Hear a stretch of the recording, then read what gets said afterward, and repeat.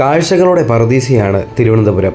ബീച്ചുകളും കൊട്ടാരങ്ങളും ക്ഷേത്രങ്ങളും മലകളും കായലുകളും എന്നുവേണ്ട അപൂർവ കഥകളുള്ള നിരവധി ചരിത്ര സ്മാരകങ്ങളും തിരുവനന്തപുരത്തുണ്ട്.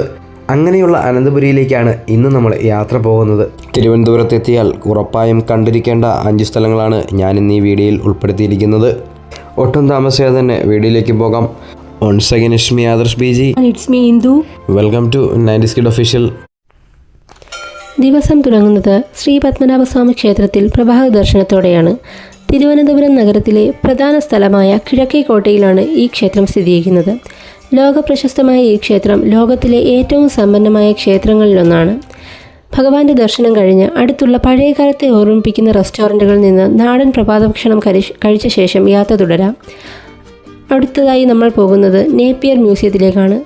19-ാം നൂറ്റാണ്ടിൽ നിർമ്മിതമായ ഇൻഡോ സാർസനിക് ശൈലിയിൽ പണിത ഈ മ്യൂസിയം പുരാവസ്തുക്കൾ, ശില്പങ്ങൾ, പുരാതന ശാസ്ത്രോപകരണങ്ങൾ, ചിത്രങ്ങൾ തുടങ്ങി നിരവധി സമ്പാദ്യങ്ങൾ സൂക്ഷിച്ചിടമാണ്. ചരിത്രം, സംസ്കാരം, കല എല്ലാം ഒന്നിച്ചുള്ള അനുഭവം തന്നെയായിരിക്കും. മ്യൂസിയം സന്ദർശനം കഴിഞ്ഞ് നമ്മൾ എത്തുന്നത് മനോഹരമായ വെള്ളായണി തടാകത്തിന് സമീപത്തേക്കാണ്.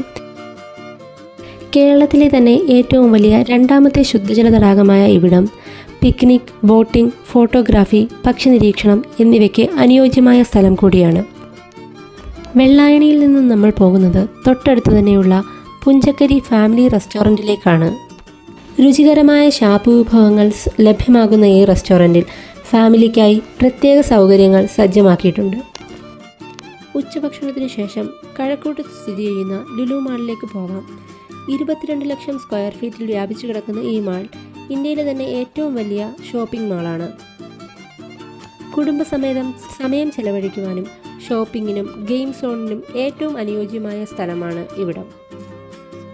മാളിലെ കാഴ്ചകൾക്കും ഷോപ്പിങ്ങിനും ശേഷം അടുത്തതായി പോകുന്നത് ശംഖുമുഖം ബീച്ചിലേക്കാണ്. ശംഖുമുഖത്തെ ഒരു പ്രധാന ആകർഷണമാണ് സർപ്പിൾ ആകൃതിയിൽ പണി കഴിപ്പിച്ചിട്ടുള്ള ഓൾഡ് ഇന്ത്യൻ കോഫി ഹൗസ്. അവിടെ നിന്നും സൂര്യാസ്തമയവും ആസ്വദിച്ച് ഡിന്നറും കഴിക്കാവുന്നതാണ്. തിരികെ തമ്പാനൂരിലെത്തുന്നതോടെ യാത്ര അവസാനിക്കും.